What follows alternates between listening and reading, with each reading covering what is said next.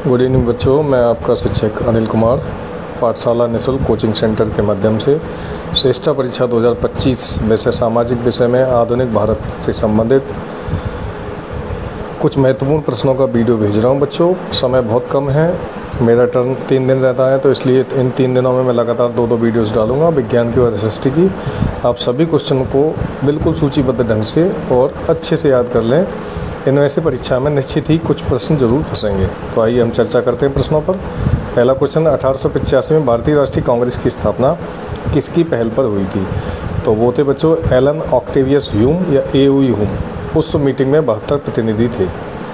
दूसरा, लोकनायक के नाम से कौन जाना जाता है बच्चों? तो लोकनायक के नाम से जाने जाते हैं जयप्रकाश नारायण। जम्मू कश्मीर भारत का अभिन्न अंग कब बना?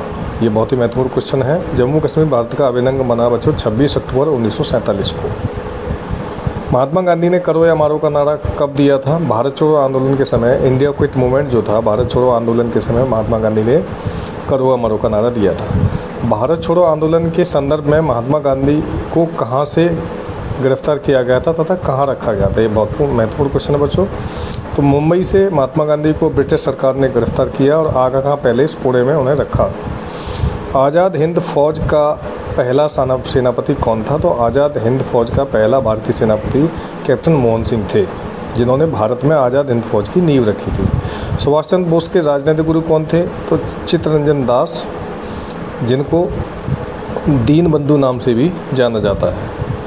जय हिंद का नारा किसने दिया बच्चों? जय हिंद का नारा दिया था सुभाष चंद्र बोस ने। तुम मुझे खून दो, मैं तुम्हें आज़ादी दूंगा, यह प्रसिद्ध नारा भी सुभाष चंद्र बोस ने दिया था।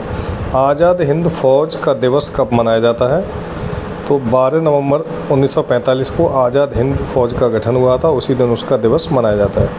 भारतीय आज़ादी के समय इंग्लैंड के प्रधानमंत्री कौन थे बच्चों? अक्सर परीक्षा में ये प्रश्न पूछा गया है। तो क्लेमेंट एटली जो थे लेबर पार्टी के, वो उस समय भारत 1947 में इंग्लैंड के प्रधानमंत्री थे। स्वतंत्र भारत के प्रथम गवर्नर जनरल, बहुत ही साधारण सा क्वेश्चन और कई बार पूछा जा चुका है, माउंटबेटन, लॉर्ड माउंटबेटन। भारत के प्रथम एवं अंतिम भारतीय गवर्नर जनरल थे सी राजगोपालाचारी, चक्रवर्ती राजगोपालाचारी। भारतीय संविधान को 26 जनवरी को ही क्यों मनाया जाता है? भारतीय संविधान, इसको थोड़ा लिखने में दिक्कत हो गई है, हम बताना चाह रहे थे। गणतंत्र दिवस जो था 26 जनवरी को ही क्यों मनाया गया था? तो कांग्रेस ने 1930 में इसी दिन स्वतंत्रता दिवस मनाया था, इसलिए सभी लोगों ने मिलकर ये डिसाइड किया कि 26 जनवरी 1950 को देश का संविधान लागू किया जाए और उसी दिन देश का गणतंत्र मनाया जाए। जवाहरलाल नेहरू के जीवनीकार कौन थे? अर्थात जवाहरलाल नेहरू की जो जीवनी लिखी है वो फ्रैंक मॉरिस थे, उन्होंने लिखी है। फ्रंटियर गांधी के नाम से कौन जाना जाता है बच्चों? तो खान अब्दुल गफ्फार खान जो थे फ्रंटियर गांधी के नाम से जाने जाते हैं। झंडा समिति, जब देश की संविधान लिखा जा रहा था तो उसमें कई प्रकार की समितियां बनी थी, उसमें एक झंडा समिति भी थी। तो झंडा समिति के अध्यक्ष थे डॉक्टर राजेंद्र प्रसाद। अब कुछ ये प्रसिद्ध पुस्तकें बच्चों जिनकी चर्चा करते हैं हम। दुर्गेश नंदिनी के लेखक कौन है? दुर्गेश नंदिनी महत्वपूर्ण, बहुत ही इम्पोर्टेंट उपन्यास है जिसके लेखक हैं बंकिम चंद्र चटर्जी, पश्चिम बंगाल के।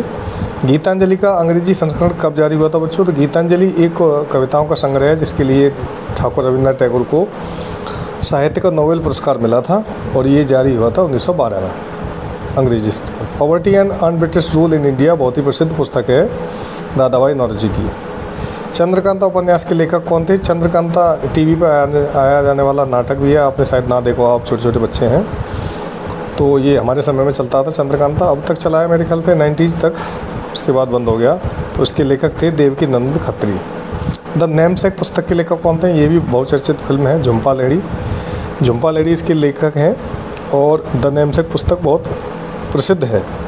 हरिवंश राय बच्चन की पुस्तकों का सही क्रम क्या है? देखो ये बच्चे बता दूं, हरिवंश राय बच्चन महान अभिनेता अमिताभ बच्चन के स्वर्गीय पिताजी हैं, जो कि एक साहित्यकार थे जिन्होंने बहुत ही सुंदर सुंदर रचनाएं और पुस्तकें लिखी हैं, जिनमें मधुशाला 1935 में, मधुबाला 1936 में और मधुकलश 1937 में।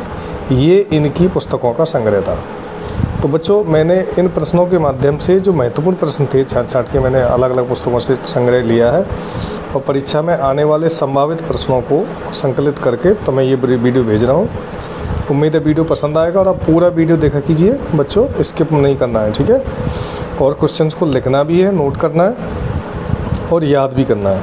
परीक्षा बहुत नज़दीक है, जितनी तेज़ी से पढ़ाई करेंगे, दिन रात जुट जाइए पूरे तन मन धन से अच्छे से, क्योंकि अब 15 दिन ही शेष हैं। 20 तारीख के बाद आप सभी के प्रवेश पत्र जारी होना शुरू हो जाएंगे और आप जिस भी सेंटर पर जाएंगे तब तक हम आपको जो वीडियो समय पर हम भेजते रहेंगे, अलग अलग विषय की वीडियो भेजते रहेंगे। और अभी जो पाठशाला निःशुल्क कोचिंग सेंटर बच्चे पढ़ रहे हैं, 20 से 25 तारीख के बाद उनको पेपर सेट कराए जाएंगे, लगातार 5 या 6 मॉडल पेपर सेट कराए जाएंगे, जिससे उन बच्चों में पढ़ाई के प्रति रुचि जगे और वो परीक्षा का पैटर्न समझ सकें और OMR भरना सिखाया जाएगा। तो ये सभी संबंधित जानकारी आने वाले दिनों में दे दी जाएंगी। तब तक के लिए मैं विदा लेता हूं बच्चों। बेस्ट ऑफ लक, ऐसे ही पढ़ते रहिए, आपका निश्चित सिलेक्शन होगा और हम और गौरव जी आपके साथ हैं। धन्यवाद, थैंक यू।